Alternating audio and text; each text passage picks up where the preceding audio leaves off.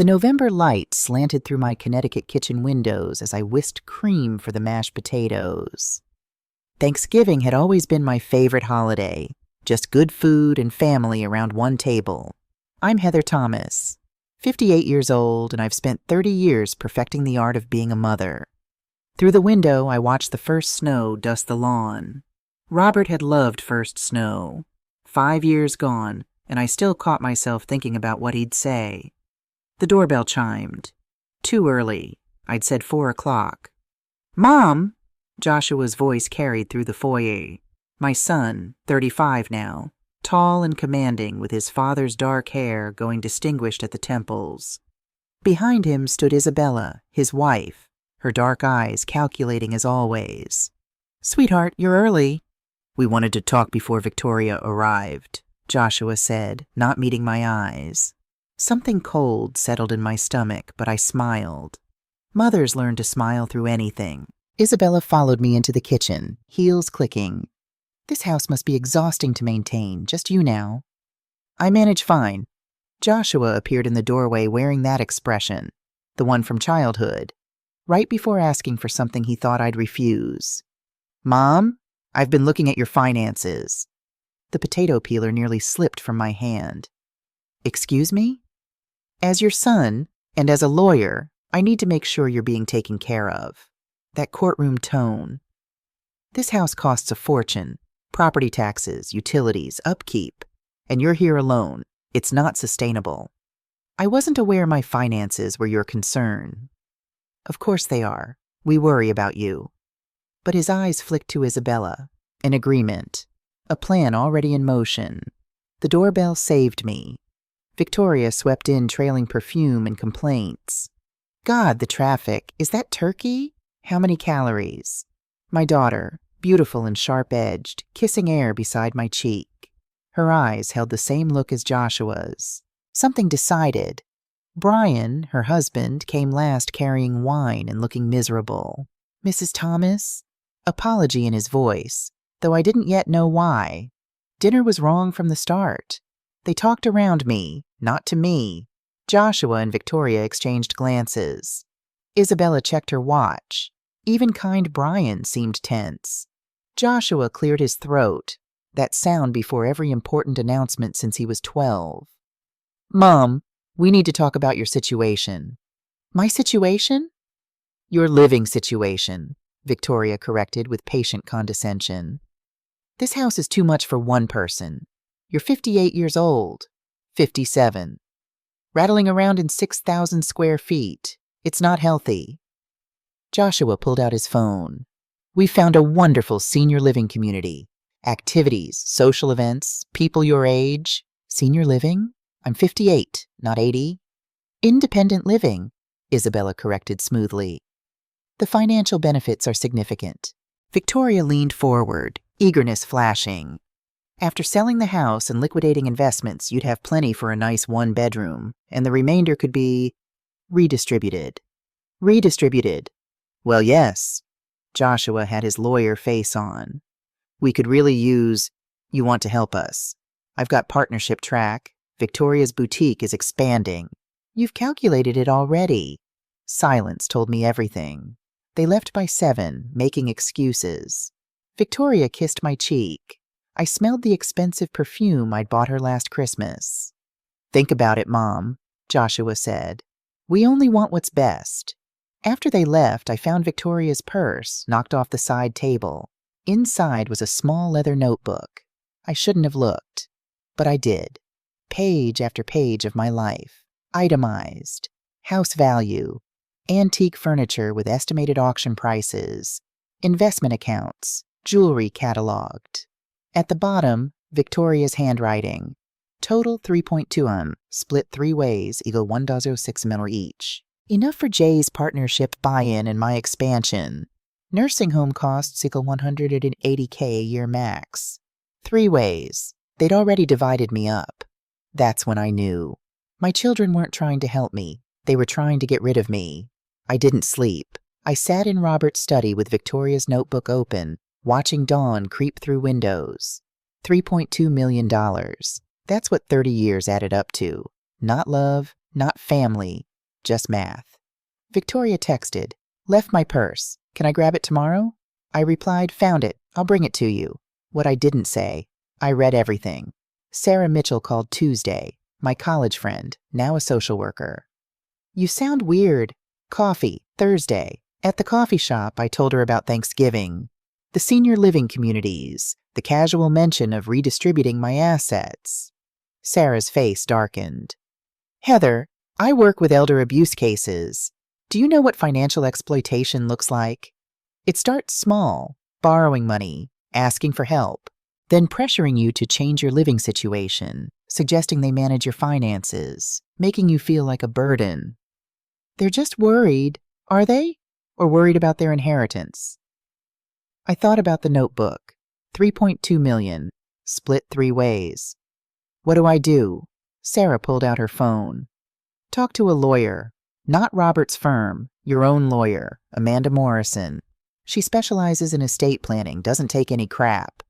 Amanda Morrison's Hartford office felt professional and welcoming. She was 45, sharp-eyed, firm handshake.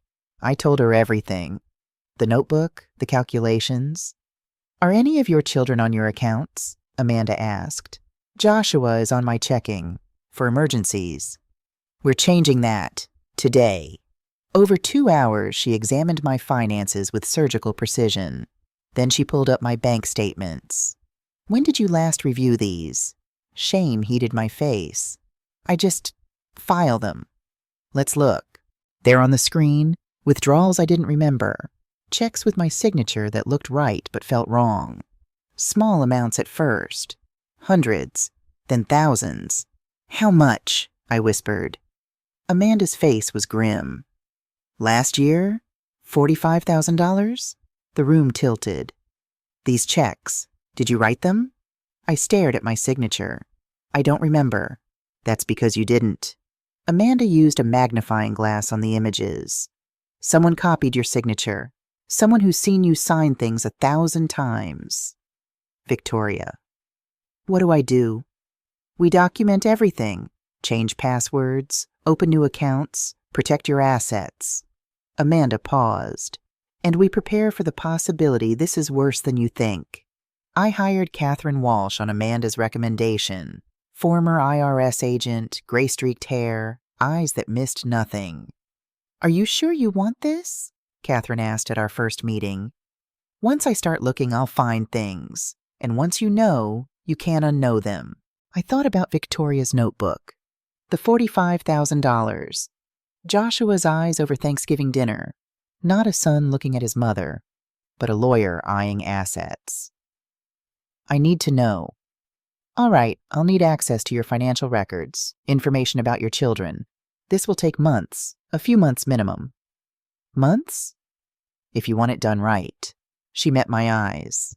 "Is that okay?" What choice did I have? "Yes, do whatever you need." December came with real snow. My children called regularly, always the same questions. Had I thought about the situation? Would I tour some facilities? I deflected, delayed, and waited. Catherine's first report came before Christmas. She slid a manila folder across the table, dark circles under her eyes. I verified everything 3 times. I wanted to be wrong. Joshua's section, bank statements, emails. "He's been taking money from client accounts," Catherine said. "Small amounts from multiple accounts. He tells himself it's temporary." "Why?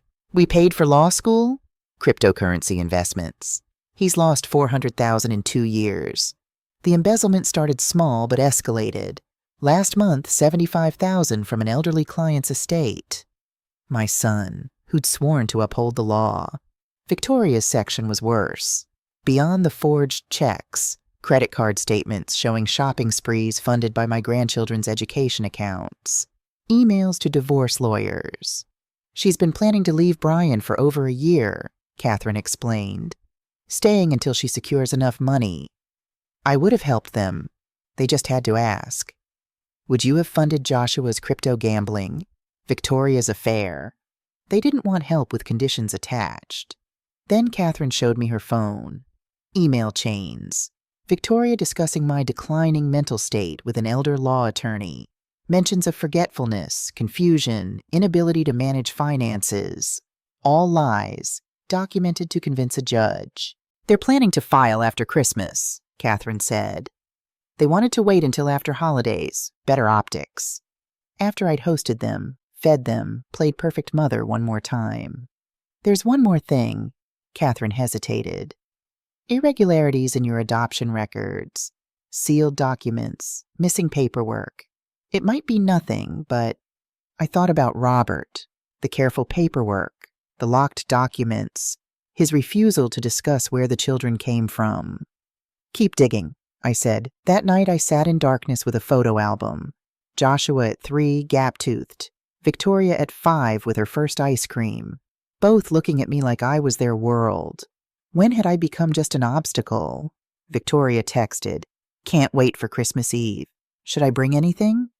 I stared at the message, then replied, "Just yourselves. I'm planning something special," because Catherine was still digging, and whatever she found would change everything.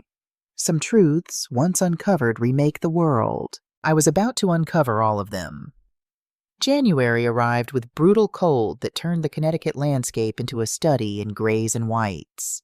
Catherine Walsh called every Monday at 10 a.m., her updates delivered in the measured tone of someone compiling evidence for a trial.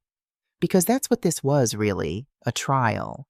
Not in a courtroom, but in the court of my own understanding of who my children had become. "I've assembled a team," she told me in our second week. "Forensic accountant, digital specialist, someone who handles adoption records. This is bigger than I initially thought, Mrs. Thomas."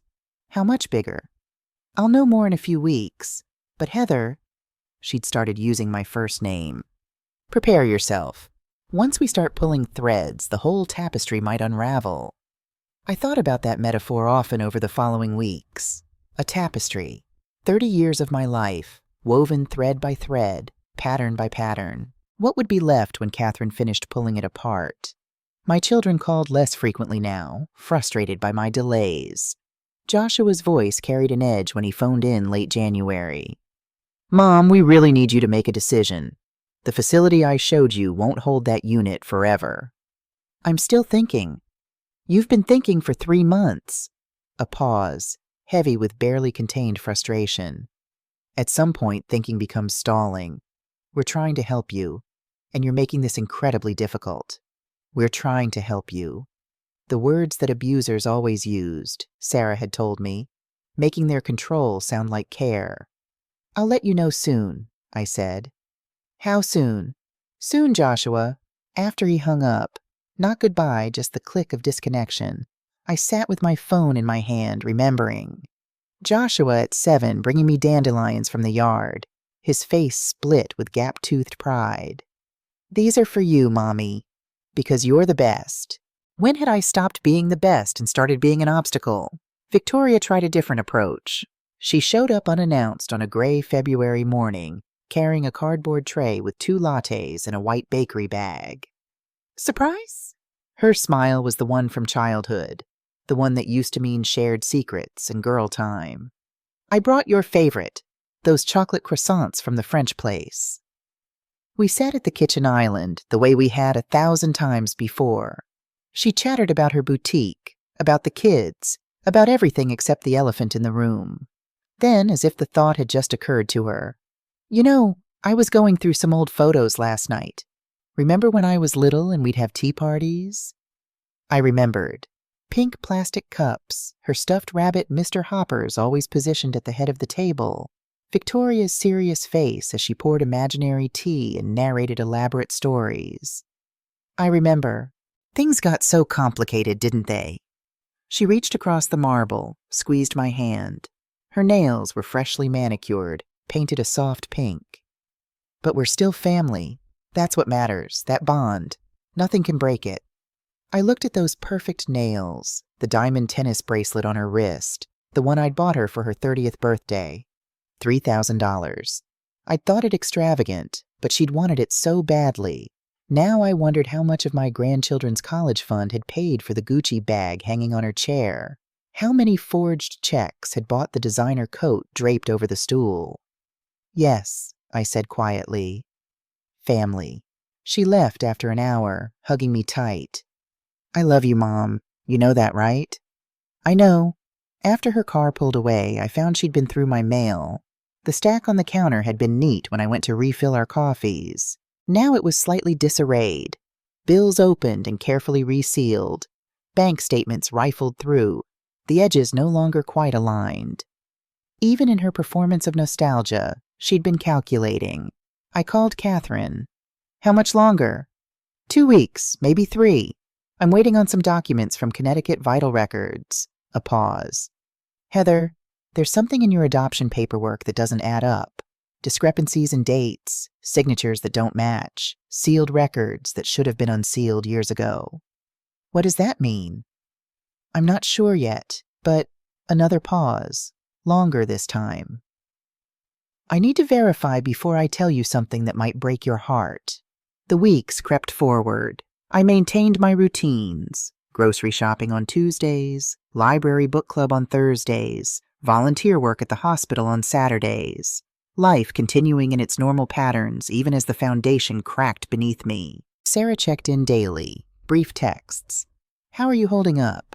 Some days I could answer honestly. Okay. Other days I lied. Fine. She never called me on the lies. She just showed up with wine and takeout, sitting with me in comfortable silence. Her presence a reminder that not everyone saw me as an asset to liquidate. You should come stay with me, she said one evening in mid-February. Just for a while. Give yourself distance. I can't run from my own house. It's not running. It's strategic regrouping. She poured more wine. You know what they say? You can't think clearly when you're standing in the fire. Maybe I need to burn a little, to remember I'm still alive. She studied my face. You're planning something. I'm waiting for Catherine's report. Then I'll decide. Decide what? I looked at my friend. Wild red hair now threaded with silver, face lined with the wisdom of 36 years since college. Whether to fight back or let them win. Heather Thomas. Sarah's voice was fierce. I've known you since we were 18. You've never let anyone win a fight that mattered. Don't start now. Catherine's call came on a Thursday in late February. I found them. Can you meet today? We met at a diner 40 miles from home, in a booth at the back where no one would recognize us. Catherine looked like she hadn't slept in days. Dark circles, hair pulled back in a messy ponytail, coffee-stained shirt. She slid a thick folder across the scarred Formica table. Before you open that, I need you to understand something. What I'm about to tell you changes everything. Your marriage, your children, your entire understanding of the last 30 years. My hands trembled as I reached for the folder. Just tell me. Your children weren't adopted from anonymous teenagers. They're the biological children of Robert's first wife, Diana Blackwood. The diner noise, clinking plates, conversation, the hiss of the coffee machine, faded to nothing. What? Catherine pulled out photographs. A woman in her early 30s, dark-haired and elegant, with Joshua's intense eyes and Victoria's sharp cheekbones. In one photo, she held 2 small children. In another, she stood with an older couple, all of them laughing at something outside the frame. Diana Blackwood married Robert in 1985. They had Joshua in 1988, Victoria in 1990. By all accounts, it was a good marriage. She was a pediatrician, he was building his law practice. They were happy. Catherine's finger traced the edge of one photo. Then in 1993, Diana died in a car accident. Head-on collision. She died instantly. Joshua was 5. Victoria was 3. I stared at Diana's face. This woman whose children I'd raised. This ghost who'd haunted my marriage without me even knowing she existed. After her death, Diana's parents, James and Carol Winters, filed for custody. They had means, stable home, everything needed to raise their grandchildren. The court was sympathetic. A hearing was scheduled. Catherine pulled out legal documents, yellowed with age. But Robert disappeared with the children 2 days before the hearing. He kidnapped them. Yes, he was their biological father, but there was a custody order pending. He fled jurisdiction with minor children. She pulled out more papers. Police reports, missing persons files, private investigator reports spanning years. The Winters spent everything trying to find them. Hired investigators, placed ads, set up tip lines. For 30 years, they've been searching. Catherine showed me a website on her tablet. Black and white photos of toddler Joshua and baby Victoria, missing across the top in red letters. Aged progression photos showing what they might look like now. Surprisingly accurate, capturing Joshua's strong jaw and Victoria's delicate features. If you have any information about Joshua Thomas Blackwood or Victoria Ann Blackwood, last seen with their father Robert Thomas Blackwood in August 1993, please contact Blackwood, I whispered. Their real name is Blackwood. Was Blackwood. Robert changed their names when he changed his own. Thomas was his mother's maiden name. Catherine pulled out more documents. And then in 1994 he met you. Young, working as a receptionist. No family nearby to ask questions. Perfect. I felt sick. He used me. He constructed an elaborate adoption story. Told you the children came from teenage mothers who wanted privacy. Had fake documents drawn up. Used lawyer friends to make it look legitimate. And you, trusting, eager for family, believed him. What am I to them? Legally? Catherine's expression told me everything. The adoption was based on fraudulent information. You entered into it under false pretenses. You have no biological relationship to the children. And legally, she hesitated. You might have no legal relationship either. It depends how a court interprets fraud in adoption proceedings. The booth seemed to shrink around me. 30 years. 30 years of birthday parties and skinned knees and school plays and teenage heartbreaks. 30 years of being mom. And legally, I might be nothing to them.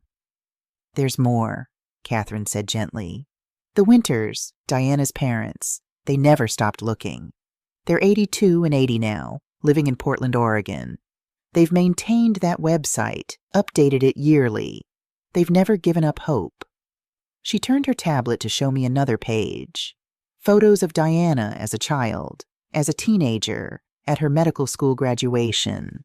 A memorial page filled with love. Diana Marie Winters Blackwood. Beloved daughter, devoted mother, gifted physician. Taken too soon. Your children are still out there. We'll never stop searching. They have grandparents who love them, I said, my voice breaking. Real family who's been grieving for 30 years. You're their real family too, Heather. You raised them. You love them. Biology isn't everything. But it's something. It's legal standing. It's the difference between mother and stranger. Catherine reached across the table, squeezed my hand. It's the difference between someone who chose to love them and someone who shares their DNA. Don't diminish what you've been to them. But I could see it in her eyes. In the law's eyes, I might be nothing. I drove aimlessly for an hour after leaving the diner, finally pulling into a rest stop to sit with my thoughts. My phone rang. Margaret Thomas, Robert's sister. I'd been avoiding her calls for weeks, but something made me answer now. Heather, her voice was tight. We need to talk now. Can you come to Litchfield? Margaret's colonial in Litchfield was exactly like her. Elegant, precisely maintained, with hidden depths. She opened the door, took one look at my face and said, You found out about Diana. We sat in her living room with tea, neither of us touched. Outside, early March snow began to fall. How long have you known? I asked. Margaret was silent for a long moment. Since the beginning. Robert asked me to be his witness when he claimed you'd legally adopted the children. He needed someone to sign affidavits. I knew the adoption story was fake, but I told myself... She stopped, composing herself. I told myself I was protecting my nephews, keeping them with their father. Family loyalty. You helped him kidnap his own children. Yes, she met my eyes. I helped him run from a court order. I helped him trick a young woman into raising stolen children under false pretenses, and I've lived with that guilt every day for 30 years. Why didn't you tell me? At first, because Robert was my brother, and I thought I was doing right by him. Later, because you loved those children so much and they loved you. What would telling you have accomplished except pain? She stood, went to her desk, pulled out a locked wooden box. But I've kept everything. Every newspaper article about the custody battle. Every private investigator report the Winters filed. Every letter from Diana's mother begging for information. She opened the box. Inside were documents, photos, clippings, a history of pain and searching. Diana was a good person, Margaret said softly. Kind, brilliant, devoted to her children. Her parents were heartbroken when she died, and destroyed when Robert vanished with Joshua and Victoria. James Winters suffered a heart attack from the stress. Carol nearly had a breakdown.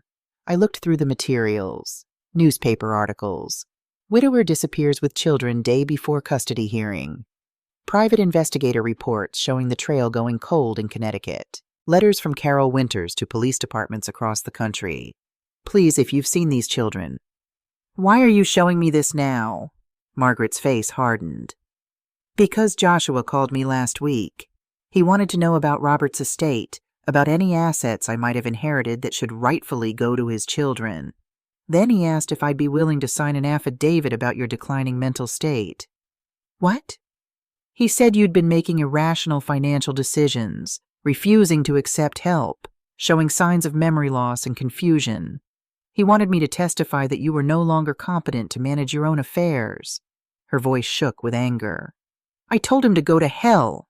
That's when I knew. You needed to know everything. Because they're not trying to help you, Heather. They're trying to steal from you the same way Robert stole from Diana's parents. I thought about Victoria's notebook, the calculations, the nursing home budget. They already think of me as gone, I said. They're just waiting to make it official.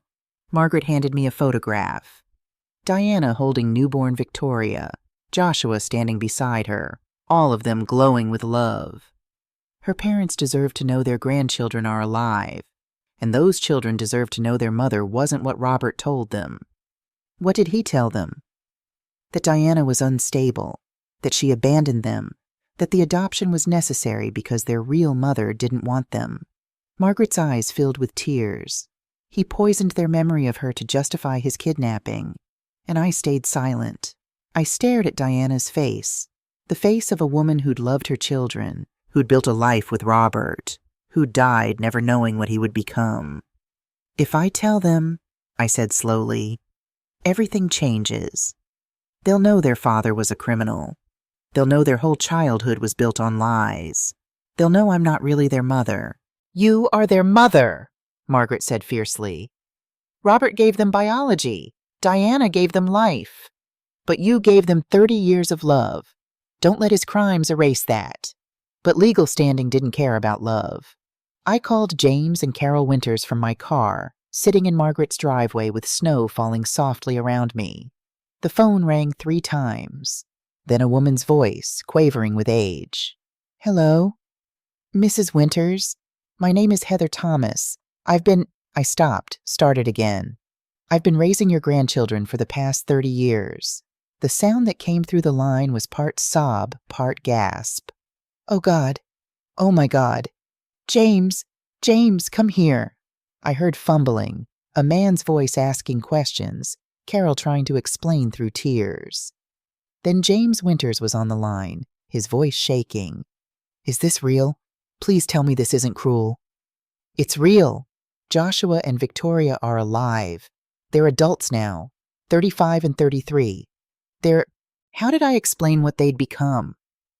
They're alive, Carol was crying in the background. I heard James comforting her, then he came back to the phone. Where are they? Can we see them? We've been searching so long. Mr. Winters, there's something you need to know. They don't know about you. They don't know about Diana. Not really. Robert told them lies about their mother, about their adoption. They think, I took a breath. They think I'm their adoptive mother. They don't know any of this. Silence. Then, you didn't know either, did you? No. Robert lied to everyone. His voice was thick with old anger. He was so convinced we'd take his children away. We just wanted to be family. We wanted them to know their mother's side, to have more people to love them. But he ran. and he built his life on lies. I'm going to tell them. On Christmas Eve. I wanted you to know first. Carol took the phone. Thank you, dear, for raising them, for loving them. Whatever happens next, whatever they think of us, please know we're grateful Diana's children had someone who cared. Mrs. Winters, you should know. They're not good people. The words hurt to say. They've been stealing from me, planning to have me declared incompetent. I couldn't say it. They're Robert's children, Carol said softly. We worried about that. What growing up with his anger and deception would do to them. But you tried. That's all anyone could do. After we hung up, I sat in the snowy silence and cried. For Diana, who'd never see her children grow up. For the Winters, who'd lost 30 years with their grandchildren. For myself, who'd loved children who'd never really been mine. And for Joshua and Victoria, who'd been raised in lies and had become liars themselves. Sarah came over that night. I'd called her from the road, and by the time I got home, she was on my porch with wine and Thai food. Tell me, she said simply. So I did. All of it. Diana, the kidnapping, the fraud, the Winters family searching for 30 years. The fact that I'd spent 3 decades raising children who weren't mine, for a man who'd used me from the start. When I finished, we sat in silence. Sarah refilled our wine glasses. What are you going to do? I don't know. Maybe I should just give them what they want and disappear. They're not my children, not legally. I have no right to— Stop, Sarah's voice was sharp. You raised them. You loved them. You were there for every nightmare, every scraped knee, every heartbreak. That makes you their mother in every way that matters. The question isn't whether you have the right to fight back. It's whether you have the right to let them destroy you. They already have destroyed me. No, Robert lied. Joshua and Victoria chose to become people who abuse and manipulate. But you've been nothing but honest and loving. Don't let their cruelty make you doubt your worth. My phone buzzed. Text from Joshua. Mom, we need to talk. Tomorrow, 10 a.m. Don't make other plans. The presumption of it. Don't make other plans like I had no life beyond waiting for his commands. Made something inside me snap into place. I want them to know, I said. Everything. The truth about Diana, about Robert, about what they've been doing to me. I want them to face who they really are. Sarah studied my face. Once you do this, there's no going back. I thought about Victoria on the phone. You're not even our real mother. I thought about Joshua's plans to declare me incompetent. I thought about Robert, who'd married me not for love, but for cover. I'm already past the point of no return, I said. I just didn't know it until now. Over the next 3 weeks, I made my plans. Amanda Morrison prepared documents, evidence of embezzlement, fraud, forged checks. Everything organized, indexed, ready for presentation. Catherine compiled her full report, the kidnapping, the adoption fraud, the Winters family search. 30 years of deception laid out in chronological order. Margaret provided photographs, letters, newspaper clippings.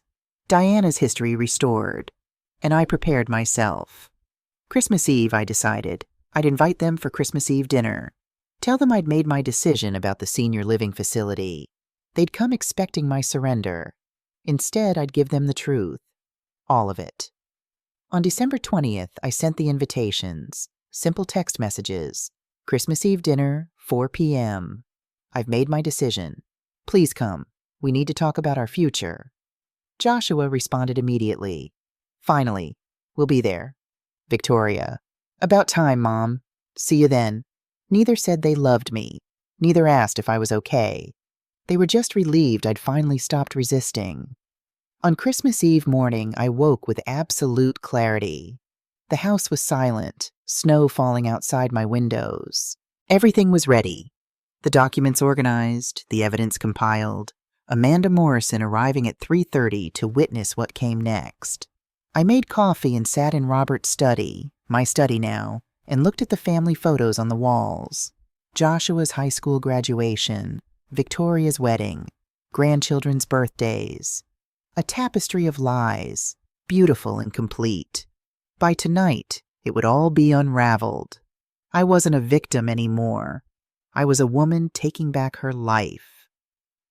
Christmas Eve arrived with the kind of brittle cold that made everything seem sharper, more defined. I woke at dawn, watched the sun rise over snow-covered grounds, and felt the strange calm that comes when you've made an irreversible decision. The house had never looked more beautiful. I'd decorated carefully, not the magazine-perfect displays of previous years, but something simpler. White lights, evergreen branches, touches of silver. A Christmas for endings, not beginnings. Amanda Morrison arrived at 3:30, carrying a leather briefcase and wearing the expression of someone heading into battle. "How are you holding up?" she asked, setting her case on the dining room table. "I'm not sure yet. Ask me in a few hours." We arranged documents in manila folders, one for Joshua, one for Victoria. Evidence of their crimes, proof of the adoption fraud, Catherine's full report on Diana and the kidnapping, everything they needed to understand what they'd become and who they'd never really been. At 3:45, the doorbell rang. Brian stood on my porch alone, stamping snow from his boots. Victoria's husband looked thinner than I remembered, older, with shadows under his eyes that spoke of sleepless nights. "Mrs. Thomas." He glanced over his shoulder at his car where Victoria was checking her phone. "I need to talk to you before we come in. Just 30 seconds. "Of course." He stepped closer, voice low and urgent. "I don't know what Victoria and Joshua are planning, but I know it's something. They've been texting constantly, having private calls. Victoria's been—" He stopped, started again. "She's been different lately. Secretive. Angry when I ask questions. Brian, I'm not part of whatever this is. I want you to know that. And if you need someone to—" He broke off as Victoria climbed out of the car, heels crunching on snow. "Thanks for the warning," I said quietly. His eyes met mine, filled with apology and something else. Fear, maybe, or shame. Victoria swept up the walk in a cloud of expensive perfume, carrying a bottle of wine I knew cost $200. "Merry Christmas, Mom." Air kisses beside my cheeks. God, it's freezing. Is the heat on? Joshua's Mercedes pulled up behind Brian's car. My son emerged with Isabella, both dressed like they were attending a business meeting. Dark suits, serious expressions, coming to close a deal. Inside, I served drinks with steady hands. They settled in the living room, making small talk that felt like actors reading lines. The tree lights cast soft shadows. Bing Crosby played on the sound system. Everything normal except for the manila folders on the dining room table and Amanda Morrison in the study, waiting. "So, Mom," Joshua began, setting down his scotch. "You said you'd made a decision." "I have. But first let's eat. I made your favorites." Victoria's eyes narrowed. "Mom, we didn't drive all the way here for dinner. We came to discuss your living situation." "And we will. But it's Christmas Eve. Let's pretend to be a family for one more hour." Something in my tone made Joshua pause. He exchanged a glance with Victoria, then nodded slowly. "All right, 1 hour." I'd made roast beef with horseradish, garlic mashed potatoes, green beans almondine. The meal I used to serve on special occasions when they were children, when they still looked at me with love instead of calculation. We sat around the table, me at the head where Robert used to sit, Joshua and Isabella on one side, Victoria and Brian on the other. The china gleamed under candlelight. Everything perfect, everything ending. "This is lovely, Mom," Isabella said, and I heard genuine appreciation in her voice. Maybe even regret. "Thank you, dear." Victoria barely touched her food, checking her watch twice. "This is delicious, but can we please talk about—" "Not yet." I took a sip of wine, let the silence stretch. "Tell me, Victoria, how are my grandchildren?" She blinked, thrown by the question. "They're fine, with Brian's parents tonight." "And Joshua, how's the law firm?" "Busy. Mom, we really need to—" "Because I've been doing some thinking about family," I continued as if he hadn't spoken. "About what binds us together, about what we owe each other, about truth and lies and consequences. Joshua set down his fork carefully. What are you talking about? I'm talking about the fact that you've been stealing from your clients to fund cryptocurrency losses. That Victoria's been forging my signature and draining her children's college funds. That both of you have been planning to have me declared incompetent so you can liquidate my assets and split the proceeds. The silence was absolute. Victoria's face went white. How did you? I hired an investigator. A very good one. I know everything. I stood, walked to the sideboard, picked up the manila folders. I know about the embezzlement, the forged checks, the money laundering. I know about the lawyer you've been consulting about guardianship proceedings. I dropped the folders in front of them. I also know something you don't know, something your father lied about for 30 years. Joshua opened his folder with shaking hands. Victoria grabbed hers, papers spilling across the table. What is this? Victoria's voice was shrill. Mom, what the hell is this? The truth, I said quietly. About where you really came from. You weren't adopted from anonymous teenagers, I said, standing at the head of the table like a judge delivering a verdict. You're the biological children of Robert's first wife, Diana Blackwood. She died in a car accident when Joshua was 5 and Victoria was 3. Joshua's face went blank with shock. Victoria just stared at me like I was speaking another language. After Diana died, her parents filed for custody. They wanted to raise you, to keep you connected to your mother's memory. But Robert kidnapped you 2 days before the hearing. He changed your names, moved across the country, and constructed an elaborate adoption lie. I pulled out photographs. Diana holding baby Victoria, young Joshua on her lap, all of them laughing at some forgotten moment. This is your real mother, Diana Marie Winters Blackwood. Pediatrician, volunteer at free clinics, beloved daughter. Dead at 32. Victoria grabbed the photo with trembling hands. No, Dad said our birth mother was a teenager who didn't want us. He said he lied about everything. I laid out more documents, police reports, missing persons files, the website Diana's parents maintained for 30 years. Your maternal grandparents, James and Carol Winters, they're alive. They're 82 years old, living in Portland, and they've been searching for you since 1993. Joshua was reading through the documents, his lawyer brain processing evidence. This can't be legal. If Robert was our biological father, he violated a custody order. He fled jurisdiction with minor children. He kidnapped you, then found a naive young woman to legitimize his crime. I met his eyes. That woman was me. You knew? Victoria's voice broke. You knew we were stolen? No.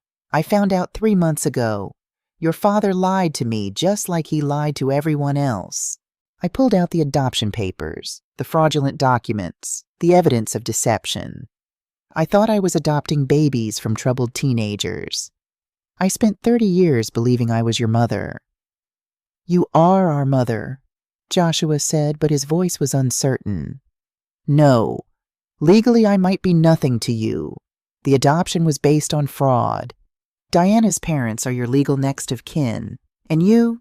I looked at both of them, these strangers wearing faces I'd loved my whole adult life. You're the grandchildren they've been mourning for 3 decades. Isabella spoke for the first time, her voice barely above a whisper. Joshua, did you know any of this? Of course not. He slammed his hand on the table. How would I have known? I was 5 years old. But you remember her, I said softly. Don't you? Your real mother, Diana.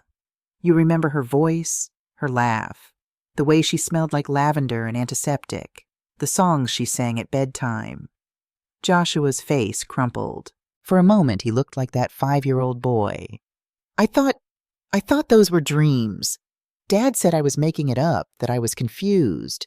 He gaslit you, made you doubt your own memories because they threatened his lies. I pulled out more photos. Diana at her medical school graduation, Diana with her parents, Diana pregnant and glowing. This is who you came from. Not some anonymous teenager who abandoned you. A brilliant, loving woman who died too young and parents who never stopped looking for you. Victoria was crying now, mascara running down her cheeks. Why are you telling us this? Why now? Because you wanted to disown me, remember? You told me I wasn't even your real mother. Well, you were right. I'm not. I pulled out the final documents, Amanda's legal papers. So I'm giving you what you wanted. I'm legally dissolving our relationship. I'm severing all financial ties, removing you from my will, ending all parental rights and responsibilities. You can't do that, Joshua said, but his voice lacked conviction. I can. The adoption was fraudulent. I entered into it under false pretenses. Amanda Morrison is in the study right now with all the paperwork. I looked at him steadily. But I'm not pressing charges for the embezzlement, the forgery, or the fraud. I'm not destroying your careers or sending you to prison. I'm just letting you go. Mom! Victoria reached for my hand. I pulled back. Don't call me that. You made it very clear I'm not your mother. I'm just an obstacle to your inheritance. So fine. I'm removing the obstacle. We didn't mean... Victoria was sobbing now. We were under pressure. We made mistakes. You made choices, I corrected. You chose to steal from me. You chose to forge my signature. You chose to plan my incompetency rather than have an honest conversation about your problems. Joshua's face had gone from white to red. So what? You're just going to abandon us? After 30 years, you're going to throw us away? I'm not throwing you away. I'm protecting myself from people who've been systematically abusing me. I kept my voice calm. You have your grandparents' contact information in those folders. James and Carol Winters have been waiting 30 years to meet you. Maybe they can give you what I clearly couldn't. A family that you value enough not to destroy. Isabella stood abruptly, her chair scraping against the floor. Enough. Everyone turned to stare at her. Joshua, sign the papers. Isabella, what are you... I said sign the papers. Her voice was steel. I've watched you spiral for 2 years. I've begged you to get help, to stop gambling, to come clean about the client accounts. I've covered for you, lied for you, stood by you while you destroyed yourself. She pulled off her wedding ring, set it on the table with a soft click. But I won't watch you destroy this woman who raised you with nothing but love. Sign the papers. Joshua stared at his wife, at the ring glinting in candlelight. You can't be serious. I'm filing for divorce tomorrow, and if you contest these documents, if you fight Mrs. Thomas in any way, I'll testify against you in the embezzlement case. I have evidence, Joshua. Emails, documents, everything I've been collecting because I knew this day would come. The room held its breath. Then Brian stood, put his hand on Victoria's shoulder. She's right. Victoria, you need help. Therapy, rehab, something. I've been enabling you for too long, trying to protect the kids from seeing how bad things had gotten. He looked at me. Mrs. Thomas, I'm sorry. For all of it. I should have said something sooner. Victoria was still crying, but quietly now. Defeated. Joshua picked up a pen with shaking hands.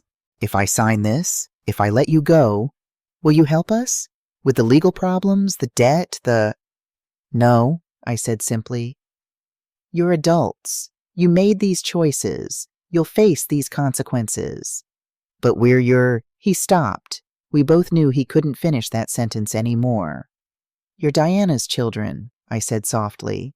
And maybe that's who you were always meant to be. They signed. Both of them, in the end. Joshua with his lawyer's careful signature, hand cramping from holding the pen so tight. Victoria with shaking fingers, tears dropping onto the paper. Amanda emerged from the study to witness and notarize. She worked efficiently, professionally, giving nothing away. When the last signature dried, she packed everything into her briefcase. This is effective immediately, she said. You're no longer legal family. Mrs. Thomas has no financial obligations to you. You have no inheritance rights. You are, in the eyes of the law, strangers. Joshua looked at me one last time. I did love you, you know, when I was little, before everything got so complicated. I know, I said. I loved you too. That's why this hurts so much. Victoria couldn't look at me at all. Brian had to help her stand, guide her toward the door.